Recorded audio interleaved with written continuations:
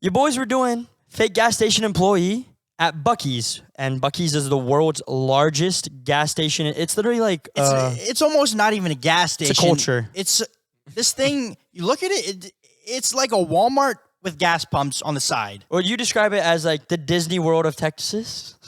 Literally, it is. Yo, people walk in there like with, oh my gosh, it's Buc-ee's. People come from all over. Not only is it that, it's also where we've been 60% of the time in Texas for some reason. We spent overnight.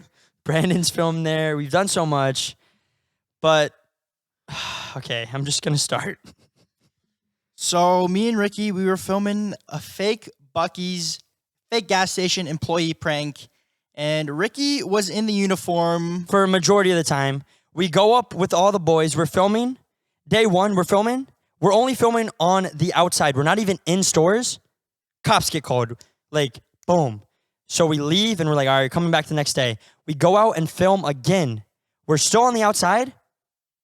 Boom. Literally, cops get called again. We dip. But keep in mind, the first 2 times, we dipped before the cops actually got to talk to us because we saw them. We're like, nope, we're not talking. We're dipping. Then we go back. But we didn't run from the cops. We didn't run. They didn't, like, approach us yet. So it wasn't, we were being aware of our surroundings. You know? Well, it's like, you know what I'm saying?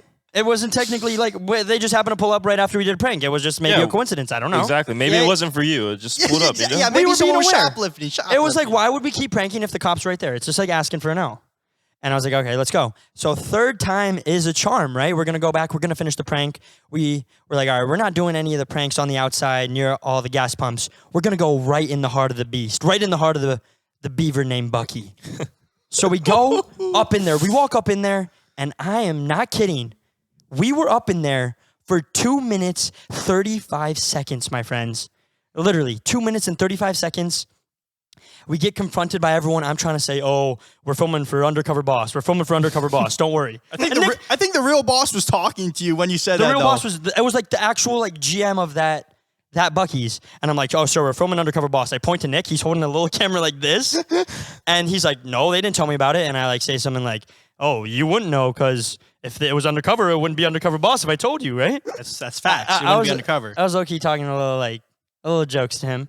And then what did he say to me? He was like, he said, what did he say? He said, sir, I'm gonna have to call the police and you can tell them what's going on. And Ricky said, all right, I'll talk to the police. I'll tell them that it's Undercover Boss. I was like, yeah, I'll wait for them. I'll tell them. Let me tell them. Because I was like, oh, they're not going to get here for 10, 15 minutes. You know, normally it takes them a little bit.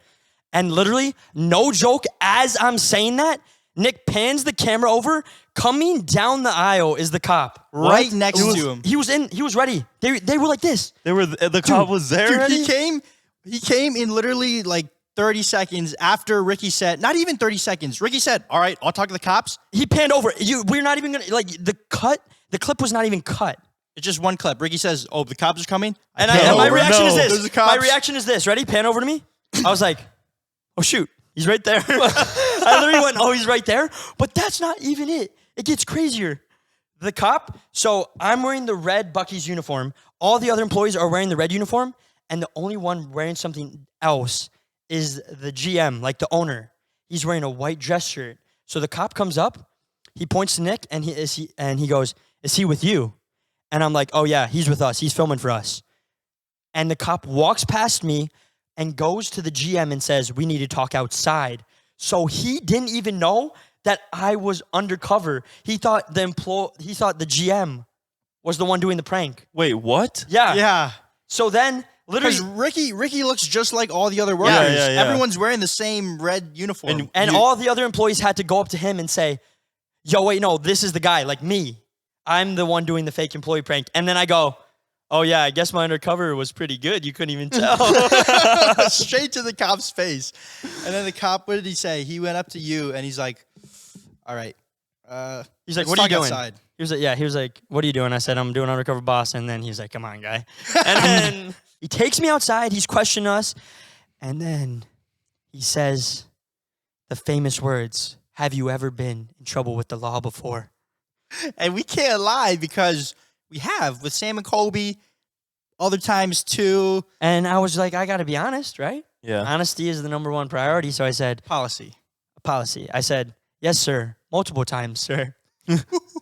And then he's like, okay, got to look it up. He's looking it up.